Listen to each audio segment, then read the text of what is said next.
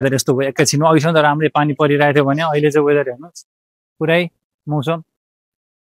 पुरै हुसो लागेर पुरै केही छैन यहाँ जनावरहरू कङ्गाराहरू सबै आम्मामा यस्तो हावा छ हेर्नुहोस् माई गड यस्तो चिसो अहिले यो टाइममा पनि यतिको चिसो कहिले हुँदैन थियो र आज त हेर्नुहोस् वेदर यस्तो वेदर छ कङ्गाराहरू पनि सब भित्र छिरिसकेको छ चिसोले र अब हामी पनि जाँदैछौँ अब फर्किनु पर्ने हुन्छ किनकि वेदर एकदम चिसो छ कङ्गारुहरू त मजाको छ सबै भित्र छ अब यो ठाउँ चाहिँ अब नेक्स्ट टाइम आउनुपर्छ एक्सप्लोर गर्नलाई ड्रोन पनि लिएर आएको थिएँ ड्रोन उडाउँछु भन्ने सोचिरहेको थिएँ तर वेदरको कारणले गर्दा उडाउन सकिएन किनकि पुरै धुम्म छ प्लस पानी पनि परिरहेछ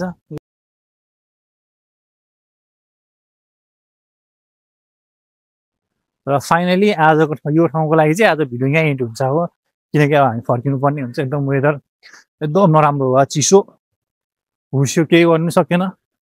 एक दुई सर्ट ड्रोन सर्ट हान्छु भन्ने विचार थियो सर्टमा तर आज पोसिबल भएन ड्रोन सर्ट चाहिँ किनकि वेदर एकदम नराम्रो छ र कोही पनि छैन सबैजना गइसकेको छ भने म मात्रै छु अहिले भिडियोको लागि चाहिँ म बिस्तारै हिँड्दैछु अरू सबै अगाडि गइसक्नु भएको छ पछाडि कोही छैन वेदर हेर्नुहोस् यस्तो छ